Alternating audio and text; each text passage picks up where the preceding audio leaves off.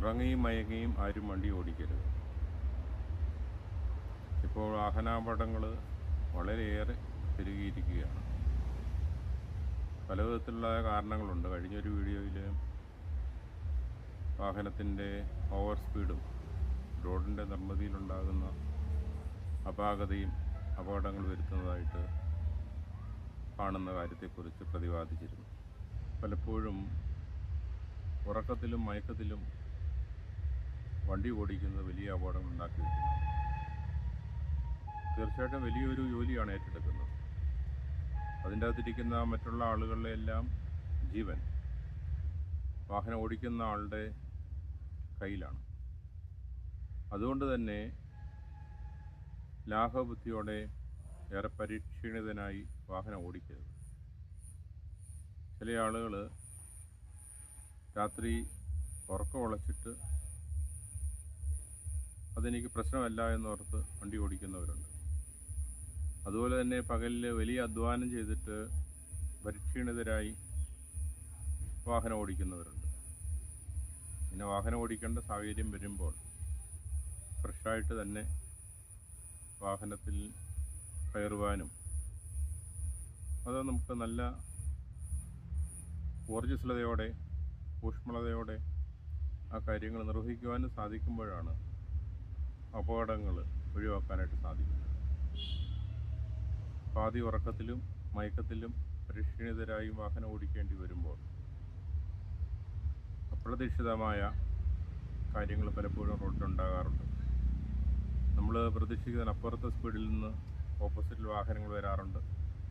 രാത്രിയിൽ വലിയ ലൈറ്റ് കണ്ണിലേക്ക് അടിക്കാറുണ്ട്. റോഡിൽ അപ്രതീക്ഷിതമായിട്ട് ചില കുഴികൾ ബമ്പുകളൊക്കെ കാണാറുണ്ട്. അതുപോലെ തന്നെ അലക്ഷ്യമായിട്ട് വണ്ടി ഓടിച്ചു വരുന്ന ആളുകളുണ്ട്. അതുപോലെ മറ്റപകടങ്ങൾ വരുന്നത് റോഡിലേക്ക് എന്തെങ്കിലും വന്ന് വീഴുന്നതുണ്ട്. ഇപ്പോൾ തെങ്ങുംതോപ്പിലൂടെ പോകുമ്പോൾ തെങ്ങിൻ്റെ മടൽ വീഴാം, തേങ്ങ വീഴാം. കാറ്റും മഴയുള്ള സമയത്ത് മരച്ചില്ലകൾ ഒടിഞ്ഞു വീഴാം. അതുപോലെ തന്നെ കാട്ടുമൃഗങ്ങളുള്ള പാതകളിലൂടെ വാഹനം ഓടിക്കുമ്പോൾ അപ്രതീക്ഷിതമായി കാട്ടിലെ മൃഗങ്ങൾ റോഡിലേക്ക് കയറി വരാം. അല്ല, വളർത്തുമൃഗങ്ങൾ തന്നെയും പലപ്പോഴും അപ്രതീക്ഷിതമായി റോഡ് ക്രോസ് ചെയ്യാറുണ്ട്. ഇങ്ങനെയുള്ള കാര്യങ്ങളൊക്കെയും വരുമ്പോൾ നമ്മൾ നല്ല ബോധത്തോടെ വളരെ അറ്റൻറ്റീവായിട്ടിരുന്ന് ഡ്രൈവ് ചെയ്തെങ്കിൽ മാത്രമേ അപകടങ്ങൾ ഒഴിവാക്കാനായിട്ട് സാധിക്കൂ. കൂടുതൽ ഉറക്കക്ഷീണത്തിലിരുന്ന് വണ്ടി ഓടിക്കേണ്ടി വരുമ്പോൾ, പാതി മയക്കത്തിൽ വണ്ടി ഓടിക്കുമ്പോൾ വലിയ അപകടങ്ങൾ, ഉദ്ദേശിക്കുന്ന സ്ഥലത്ത് ഉദ്ദേശിക്കുന്ന ട്രാക്കിൽ കൂടെ പോകാതെ വാഹനം വ്യതിചലിക്കുകയും വലിയ അപകടങ്ങൾ ഉണ്ടാവുകയും ചെയ്യുന്നുണ്ട്. അതുപോലെ തന്നെ മയക്കുമരുന്നുകൾ ഉപയോഗിച്ച് വാഹനം ഓടിക്കുന്നവരുണ്ട്. മദ്യപിച്ചും മയക്കുമരുന്ന് ഉപയോഗിച്ചും അലക്ഷ്യമായിട്ട് വാഹനം ഓടിക്കുന്ന ധാരാളം ആളുകളുണ്ട്. പോലീസിൻ്റെയൊക്കെ ചെക്കിംഗ് ഉണ്ടെങ്കിൽ പോലും അതിനെ അതിജീവിക്കുവാൻ കഴിയുന്ന രീതിയിൽ കൈകാര്യം ചെയ്യാൻ അറിയാവുന്ന ആളുകൾ ധാരാളമുണ്ട്.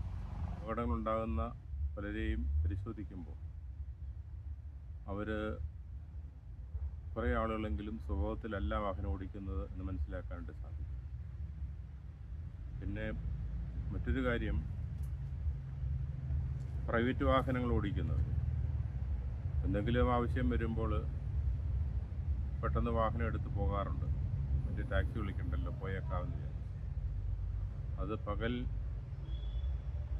ജോലിയിൽ വ്യാപൃതരാകുകയും രാത്രി ഉറങ്ങുകയും ചെയ്ത് അങ്ങനെ ശീലിച്ചിട്ടുള്ള ആളുകൾ രാത്രികാലങ്ങളിൽ വാഹനം ഓടിക്കേണ്ടി വരും. വളരെ ശ്രദ്ധയോടെ ആ കാര്യങ്ങൾ കൈകാര്യം ചെയ്തില്ലെങ്കിൽ പാതി മയക്കത്തിൽ വാഹനം ഓടിക്കും വലിയ അപകടങ്ങളുണ്ടാകും. എന്നേക്കുമായിട്ട് വലിയ നഷ്ടങ്ങൾ വരുന്നുണ്ട്. തീർച്ചയായിട്ടും അങ്ങനെയുള്ള സാഹചര്യങ്ങളിൽ ഒന്നുകിൽ എക്സ്പേർട്ടായിട്ടുള്ളൊരു ഡ്രൈവറെ കൂട്ടത്തിൽ കൂട്ടുക, അല്ലെങ്കിൽ നമുക്ക് ആവശ്യത്തിനുള്ള ഉറക്കമൊക്കെ ക്രമീകരിച്ചതിന് ശേഷം മാത്രം വാഹനം ഓടിക്കുക.